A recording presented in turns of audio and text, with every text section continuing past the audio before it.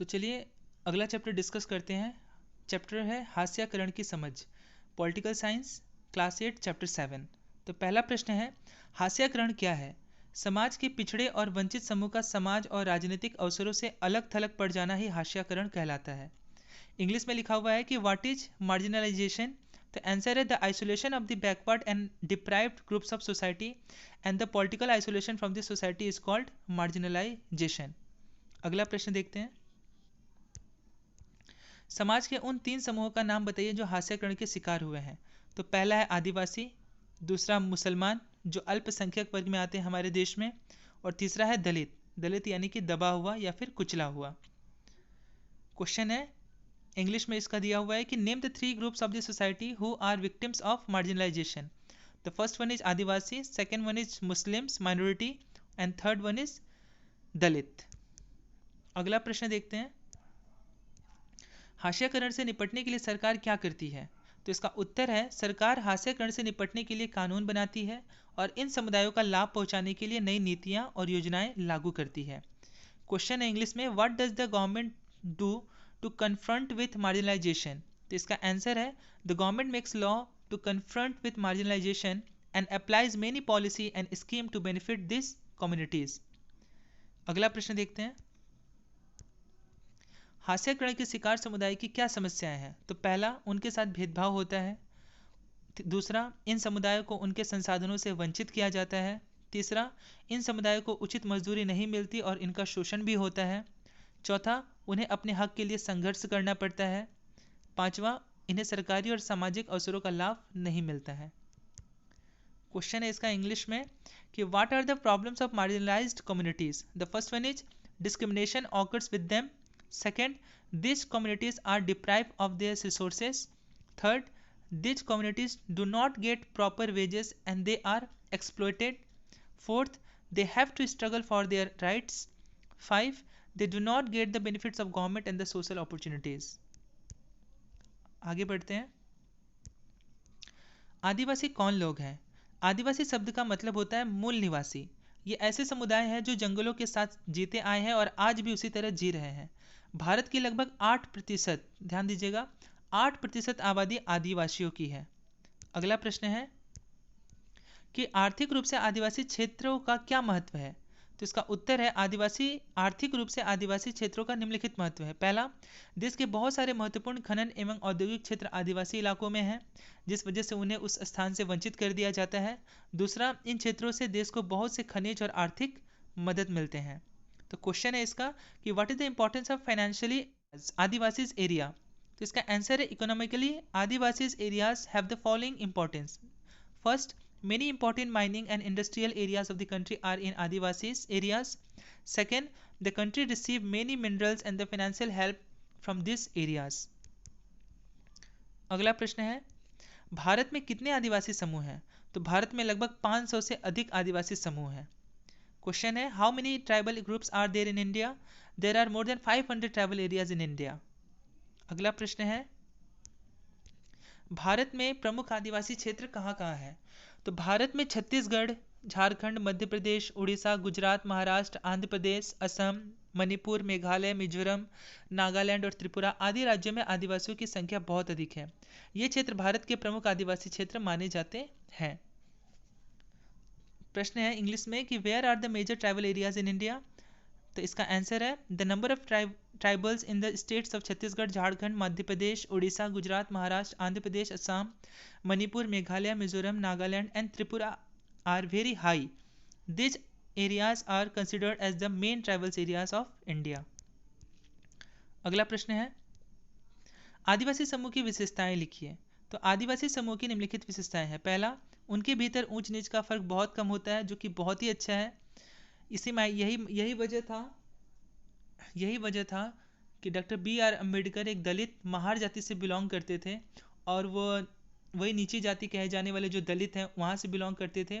और वो काफ़ी जब वो बहुत सारे धर्मों को देखे तो उनको ऐसा लगा कि इतना ज़्यादा आपसी मतभेद होने की वजह से उन्होंने क्या किया, हिंदू धर्म का परित्याग करके दूसरा, ये समुदाय जाति वर्ण पर आधारित समुदाय या राजाओं के शासन में रहने वाले समुदायों से बिल्कुल अलग होते हैं। तीसरा, ये अक्सर अपने पुरखों की गांव और प्रगति की उपासना करते हैं। चौथा, ये जंगलों में रहते हैं और पूरी तरह जंगलों के उत्पादों पर ही निर्भर रहते हैं। प्रश्न है कि write the characteristics of the tribal group. तो इसका आंसर है tribal groups have the following characteristics. Number 1, tribal societies are also most distinctive and there is very little hierarchy among them। दूसरा है these communities are very different from communities living in caste based communities or in the rule of the kings। तीसरा है they often worship their ancestors village and the nature।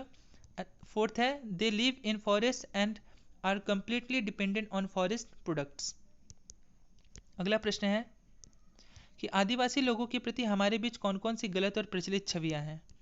तो इसका उत्तर है आदिवासी लोगों के प्रति हमारे बीच निम्नलिखित गलत और प्रचलित छवियां हैं। पहला, आदिवासी पर यह आरोप लगाया जाता है कि वे आगे नहीं बढ़ना चाहते। दूसरा, स्कूल के उत्सवों, सरकारी कार्यक्रमों या किताबों व फिल्मों में उन्हें सदा एक रूप में ही पेश किया जाता है। तीसरा, बहुत सारे लोग इस गलतफहमी का शिकार हो जाते हैं कि उनका जीवन बहुत आकर्षक, पुराने किस्म का और पिछड़ा हुआ है। चौथा, बहुत सारे लोग पहले ही मान लेते हैं कि वे बदलाव या नए विचारों से दूर रहना चाहते हैं। क्वेश्चन है कि what are the wrong popular images of the tribal people among us. तो आंसर इसका we have the following wrong and popular images of the tribal people. First one is often Adivasi are blamed for their lack of advancement as they are believed to be resistant to change or new ideas। Second, during school functions or other official events or in books and the movies, Adivasi are invariably portrayed in very stereotypical ways। Third, this often wrongly leads to the people believing that they are exotic, primitive and backward। अगला प्रश्न देखते हैं, औपनिवेशिक शासन से पहले आदिवासी समुदाय के जीवन का वर्णन करो। तो इसका उत्तर है औपनिवेशिक शासन से पहले आदिवासी समुदाय शिकार और चीजें बीन कर आजीविका चलाते थे। वे एक जगह ठहरकर कम रहते थे। वे स्थानांतरित खेती के साथ साथ लंबे समय तक एक स्थान पर भी खेती करते थे। 19वीं सदी के आखिर तक हमारे देश का बड़ा हिस्सा जंगलों से ढका हुआ था। 19वीं सदी के मध्य तक तो इन विशाल भूखंडों का आदिवासियों के पास जबरदस्त ज्ञान था। इन इलाकों में उनकी गहरी पैठ थी। उनका जंगलों पर पूरा नियंत्रण था। प्रश्न है कि describe the life of the tribal community before the colonial rule. तो इसका आंसर है before the colonial rule tribal communities based used to run livelihoods by hunting and the doing things। They stay in the place and they stay low। They used to cultivate migratory farming as well as for a long period of time। By the end of the 19th century, a large part of our country was covered with forest। By the middle of the 19th century, the tribals had tremendous knowledge of these huge plots। They have deep penetration in these areas। This was also complete control over their forests। अगला प्रश्न देखते हैं, आदिवासियों की जमीनें और जंगल छिन जाने से उनके सामने आजीविका को लेकर क्या समस्याएं उत्पन्न हुई। तो पहला, आजीविका और भोजन के अपने मुख्य स्रोतों से वे वंचित हो गए। दूसरा, अपने परंपरागत निवास स्थानों के छीनते जाने की वजह से बहुत सारे आदिवासी काम की तलाश में शहरों की ओर रुख कर गए। तीसरा, वहां उन्हें छोटे मोटे उद्योगों, इमारत या निर्माण स्थलों पर बहुत मामूली वेतन वाली नौकरियां करनी पड़ती थी। चौथा, इस तरह से वे गरीबी और लाचारी के जाल में फंसते चले जाते हैं। ग्रामीण इलाकों में 45% और शहरी इलाकों में 35% आदिवासी समूह गरीबी की रेखा से नीचे गुजर बसर करते हैं। इसकी वजह से ये कई तरह के अभाव के शिकार हो जाते हैं। पांचवा, उनके बहुत सारे बच्चे कुपोषण के शिकार रहते हैं। आदिवासियों के बीच साक्षरता की भी बहुत ज़्यादा कमी है। तो प्रश्न है इसका इंग्लिश में कि what are the problems with livelihood in front of tribals due to snatching their forests and the lands। Number 1, have been deprived of their main sources of livelihood and food। Second, due to deletion of its traditional habitats, many tribal works looking for cities and trending। Third, they have to do very small salary job at small industries, buildings or construction sites। Fourth, in this way they are stuck in the trap of poverty and helplessness। 45% in rural areas and 35% of tribal groups in the urban areas go below the poverty line। Because of this, they become victims of various types of deficiencies। Fifth is, many of his children and the victims of malnutrition। Literacy among the tribal is also very low। अगला प्रश्न है, एक दायरे में होने वाला विकास दूसरे दायरे में विनाश लाता है। आदिवासियों के इस संदर्भ में इस कथन की पुष्टि कीजिए।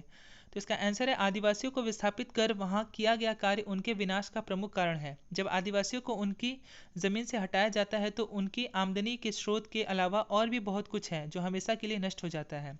वे अपनी परंपराएं और रीति रिवाज गंवा देते हैं जो कि उनके जीने या अस्तित्व का स्रोत है। उनके संसाधनों के लिए होने वाली छीना झपटी विस्थापन की यह प्रक्रिया अक्सर दर्दनाक और हिंसक होती है। क्वेश्चन पूछ रहा है यहाँ पर